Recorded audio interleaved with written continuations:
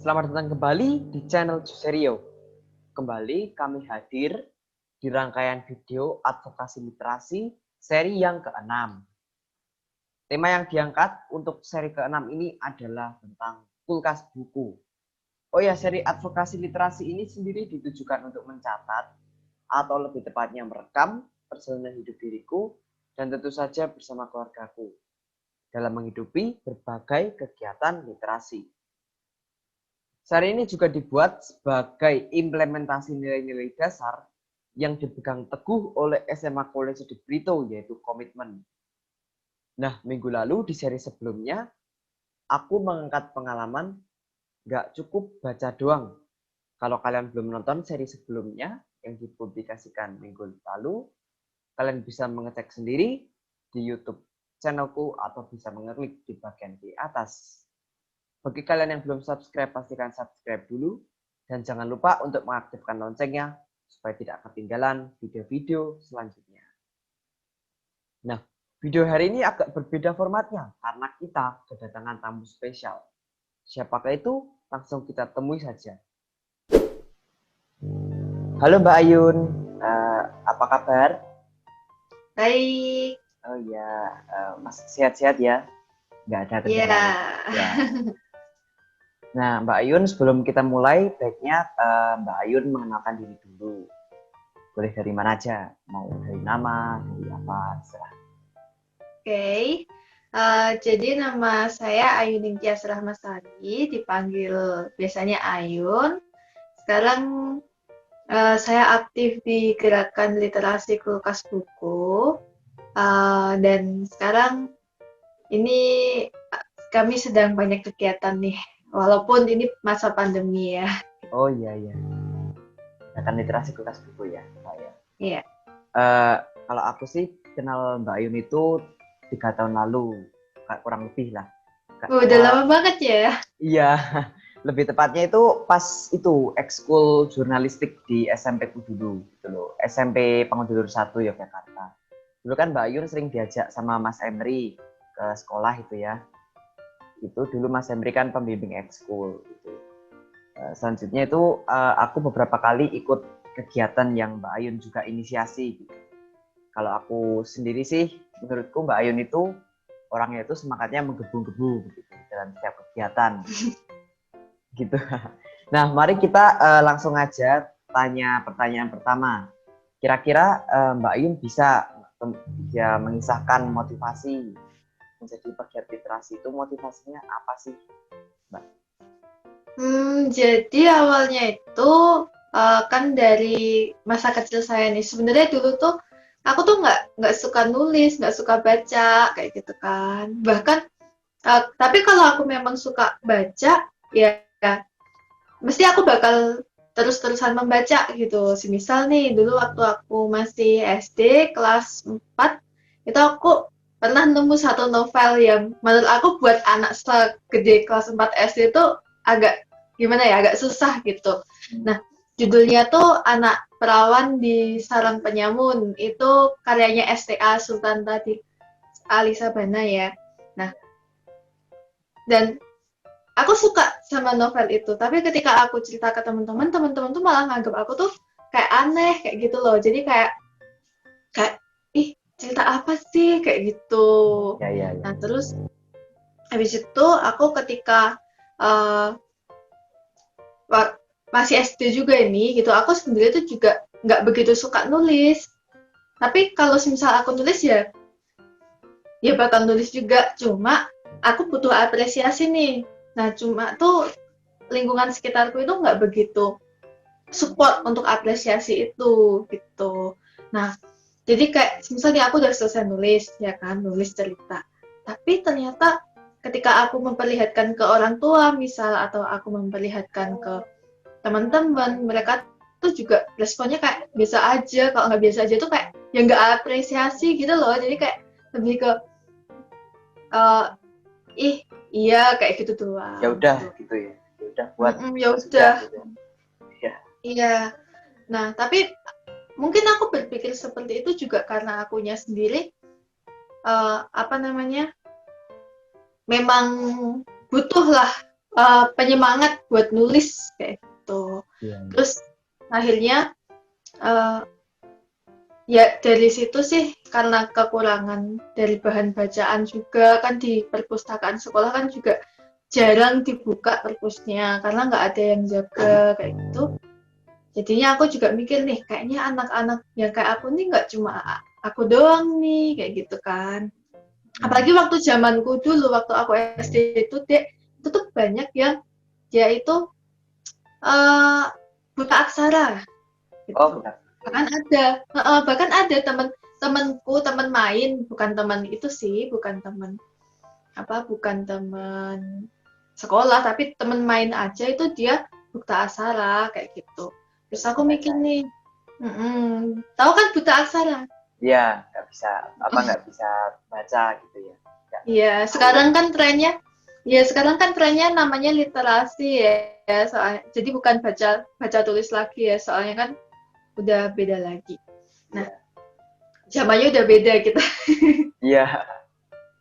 Nah, terus habis itu dari situlah aku berpikir bahwa kayaknya anak-anak yang kayak aku tuh banyak juga nih. Nah, toh juga di Indonesia ini kan juga ternyata dari aku baca-baca juga dari UNESCO itu mereka punya survei bahwa minat baca di Indonesia itu termasuk rendah, yaitu 0,001%. Jadi tiap 1.000 orang hanya satu orang yang membaca gitu, hanya satu orang yang suka baca buku kayak gitu. Nah dari situ aku mikir gimana ya kalau misal aku uh, ini ikut dalam kampanye literasi kayak gitu.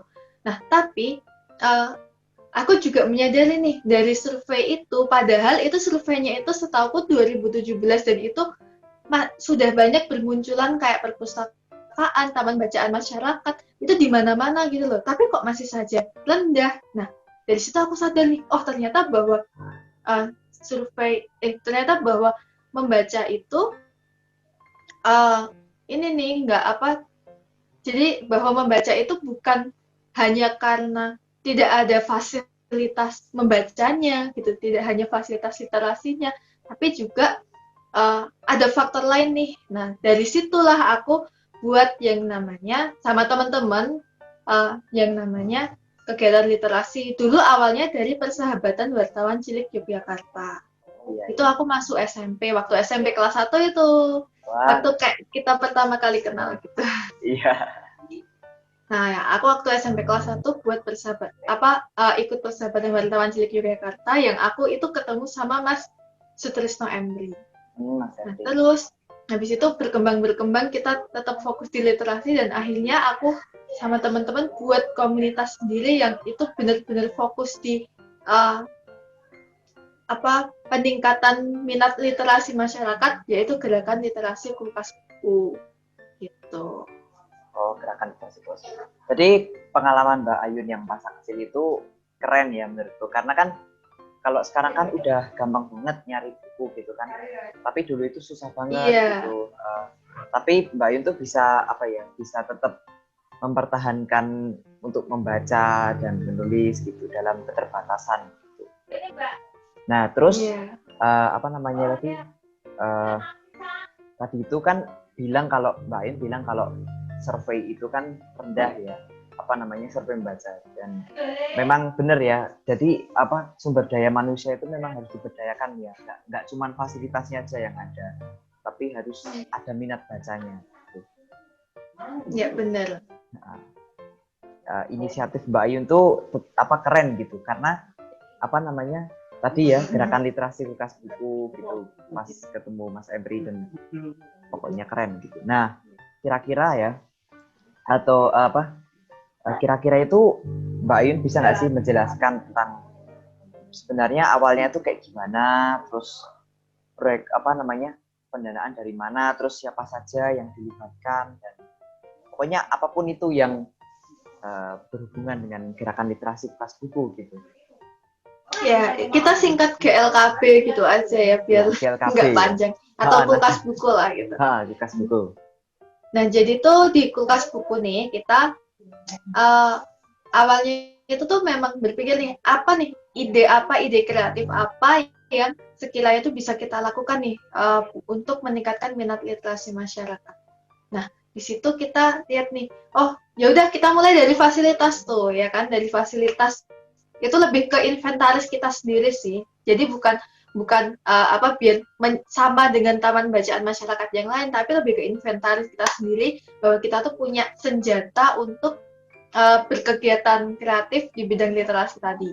Nah, akhirnya kita tercetus tuh, bukan taman bacaan masyarakat, bukan perpustakaan seperti biasanya, tapi yaitu berupa kulkas buku. Jadi kulkas buku itu di mana kita mengoptimalkan kulkas bekas, lalu kita hias bareng-bareng anak-anak kecil kayak gitu kan. Kita hias bareng-bareng. Nah, di situ baru dimasukin tuh buku-bukunya gitu. Kalau mau lihat aslinya kulkas buku bisa di Instagram kami di leadership.community gitu. Nah, di situ dari kulkas buku itu akhirnya itu adalah salah satu senjata kami untuk menyuarakan kampanye literasi. Nah, setelah itu kita tuh sadar bahwa hanya kehadiran kulkas buku ini tuh tidak istilahnya tuh bukanlah salah satu hal yang penting amat gitu sebenarnya. Yang paling penting tuh malah kegiatannya sebenarnya, Dek, gitu. Iya. Jadi kalau kamu misal nih punya banyak buku tapi nggak kamu baca, ya buat apa kayak gitu. Sedangkan orang membaca itu agak susah kan. Nah, makanya kita buat kegiatan gimana biar orang-orang tuh baca buku di kulkas buku gitu. Kulkas buku itu kan udah keren banget tuh ketika kita buka kulkas, dalamnya itu bukan makanan, bukan sayuran, bukan es krim, tapi buku gitu. Dan kita pun slogannya itu membaca selezat makan es krim kayak gitu kan. Jadi kita memang di situ ada fasilitasnya itu memang kita pikirkan, tapi juga kegiatannya kita pikirkan. Nah, misalnya kegiatan itu kita nulis buku, kita ada game literasi, kita juga ada semacam lomba membaca itu siapa yang paling rajin buat membaca di kulkas buku itu kayak gitu. Jadi nggak cuma menyediakan fasilitasnya, tapi kita juga menumbuhkan semangatnya, gitu, semangat membacanya, semangat literasinya, semangat menulisnya gitu. Oh, berarti ini kan yang paling menarik dari kulkas buku itu inovasinya ya, karena kan kayaknya kalau aku pas mendengar kulkas buku itu baru pertama kali ini. Kalau taman bacaan masyarakat kan udah banyak, terus perpus kan udah banyak, tapi kulkas buku baru sekali ini. Dan yang paling unik sih yaitu tidak hanya menyediakan fasilitas, gitu, tapi juga menumbuhkan semangat gitu kan. Karena seperti yang tadi dikatakan ya, nggak cuma fasilitas doang, tapi harus ada semangatnya. Iya, benar. Benar.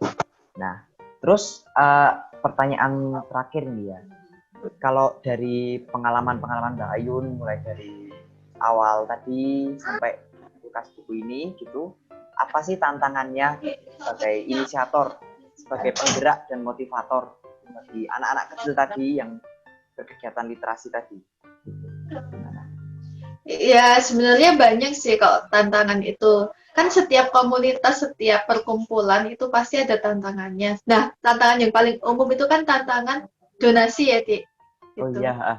Jadi kan sering banget nih, ya nggak ada donasi, jadi kita nggak bisa berkegiatan ini. Tapi sebenarnya kalau di komunitas kita yang paling berat itu adalah tantangan mengajak masyarakat gitu.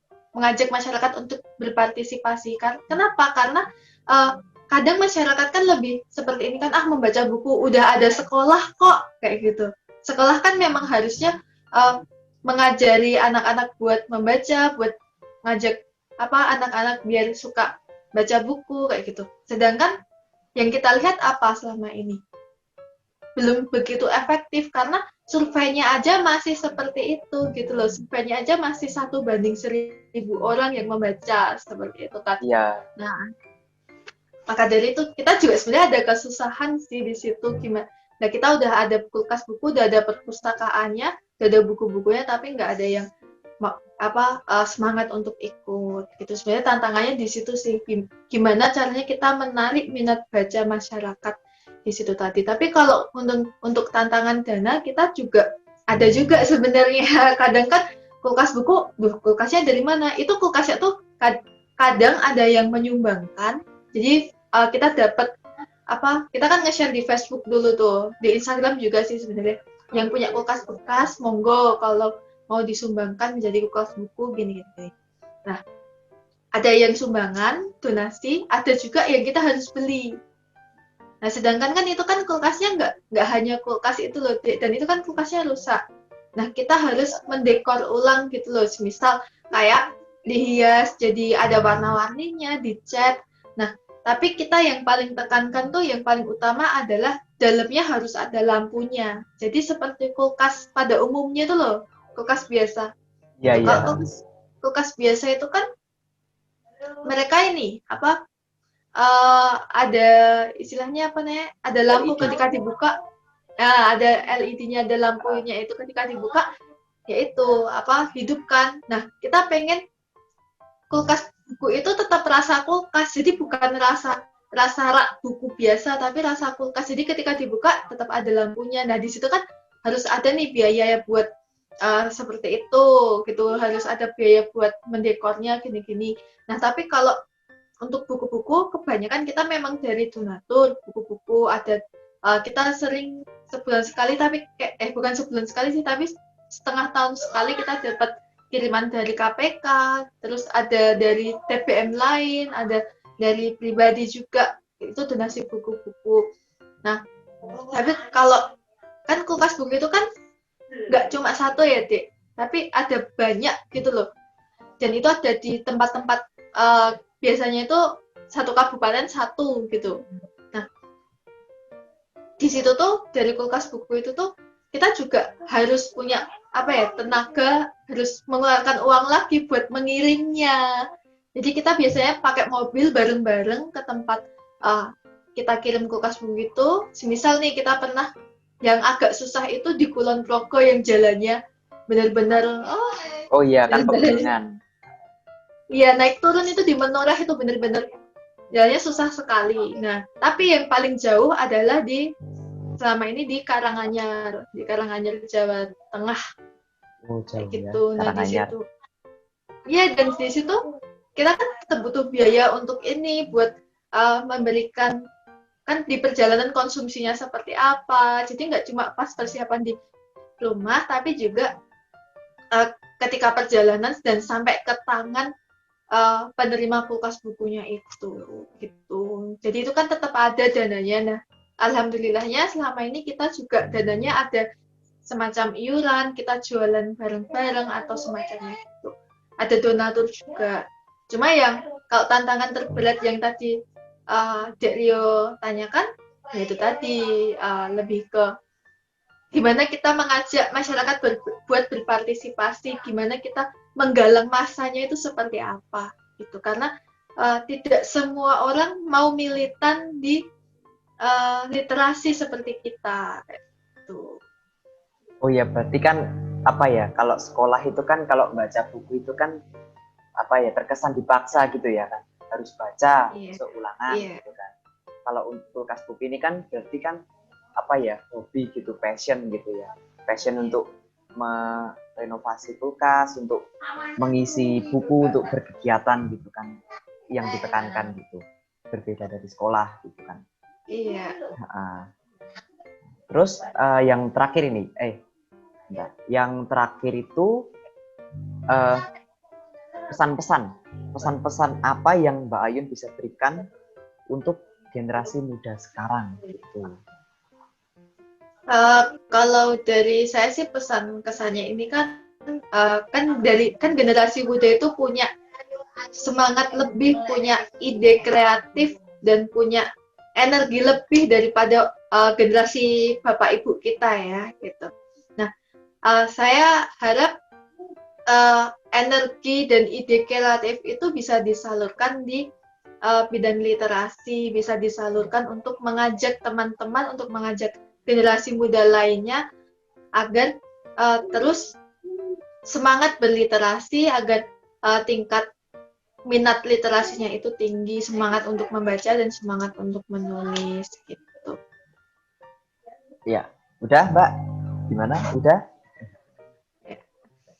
Ya, makasih Mbak Ayun sudah menyempatkan waktunya untuk apa tadi media sosial yang untuk di follow apa aja Mbak? Di Instagram leadership.community. Leadership.community, nanti saya taruh di deskripsi. Oke. Makasih sudah menyempatkan waktu.